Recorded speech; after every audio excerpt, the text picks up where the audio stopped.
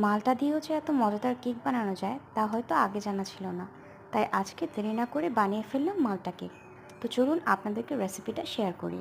একটা মালটাকে ভালো মতো কিউব করে কেটে তার সাথে 1 কাপ চিনি, 1 কাপ তেল ও 3টে ডিম দিয়ে ভালোভাবে মিক্সিতে ভালোভাবে মিশিয়ে নিতে হবে।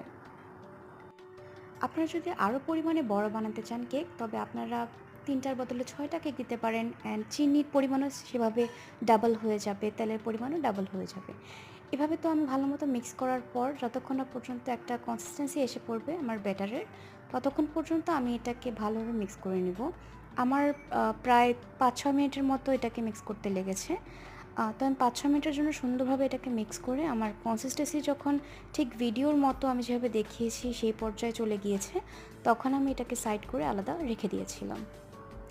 এরপরে আমি একটা আলাদা পাত্রে 1 কাপ আটা, তার সাথে 1 চা চামচ বেকিং পাউডার মিক্স করে তাতে আমি ব্যাটারটি ঢেলে দিয়েছিলাম। আর সেটাকে ভালো মতো এই আটার সাথে মিক্স করে নিয়েছিলাম। আপনারা চাইলে ময়দা ইউজ করতে পারেন, বাট আমার বাসায় আটা অ্যাভেলেবেল ছিল, ওই জন্য আমি আটা ইউজ করেছি। তো এরপরে ভালোভাবে মিক্স করার পর আমি একটা মোল্ডের মধ্যে এই যে ব্যাটারটি আমি তৈরি করেছি এটা আমি ঢেলে দিলাম। অ্যান্ড মোল্ডটিকে আমি একটা প্যানের উপরে 40-45 মিনিটসের জন্য বেক করার জন্য রেখে দিয়েছিলাম। মাঝে মাঝে একটু পরপর এসে চেক করলে হয় কি পুড়ে যাওয়ার সম্ভাবনাটা কম থাকে, তো যার কারণে আমি বুঝতে পারছিলাম যে আমার কখন এটাকে নামিয়ে ফেলতে হবে। তো যখন এটা ফাইনালি রেডি হয়ে গেল, তখন আমি সুন্দর মতো চুলাটা অফ করে কিছুক্ষণের জন্য এটাকে এভাবেই রেখে দিয়েছিলাম। অ্যান্ড এরপর আমি কিছুক্ষণ পরে নামিয়ে আলাদাভাবে ঠান্ডা হওয়ার জন্য 15-20 মিনিটের জন্য আলাদাভাবে রেখে দিয়েছিলাম।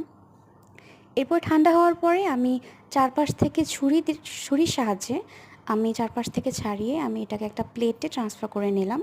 অ্যান্ড ফাইনালি আমি এটা কেটে দেখলাম যে এটা কেমন হচ্ছে।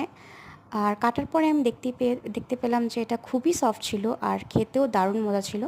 যেহেতু আমি কোনো ভ্যানিলা এসেন্স বা অন্য কোনো কিছু ইউজ করিনি, তার কারণে শুধুমাত্র মালটার ফ্লেভারটাই আমি পাচ্ছিলাম, আর মালটার সুগন্ধি একদম কেকটা মোমো করছিল।